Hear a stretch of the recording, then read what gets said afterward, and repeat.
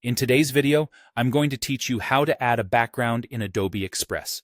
By the end, you'll know exactly how to bring an image into your project and set it as a clean, full bleed background, whether you're on the web or using the mobile app. First, open Adobe Express. If you're on a computer, head to the website in your browser. If you're on your phone or tablet, open the app. From there, open the design or canvas you want to edit. This can be an existing project you've already started or a new blank canvas. Take a quick moment to make sure you're in the right project and that your canvas size matches where you plan to use it, like a social post or a presentation slide. This helps the background fit perfectly later.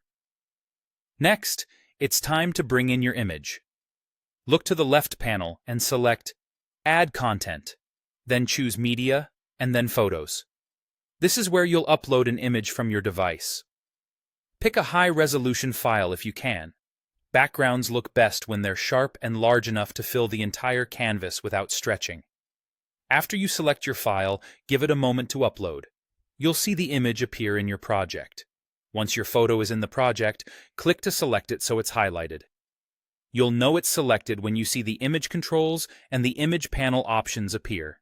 If it doesn't seem selected, just click it again to make sure Adobe Express recognizes the image you want to use. With the photo selected, go to the image panel and click Set Background. Instantly, Adobe Express will place the photo behind your design elements and scale it to fill the canvas. This is a quick way to ensure the background covers every edge without leaving any gaps.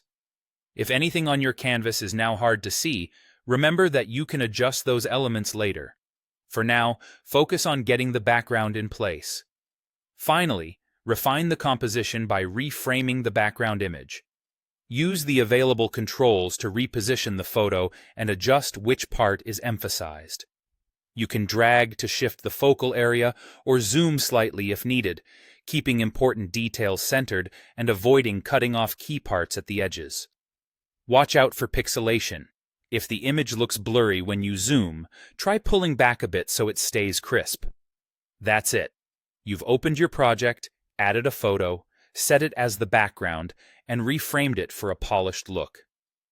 Now, your design has a strong, cohesive foundation ready for text, graphics, and finishing touches.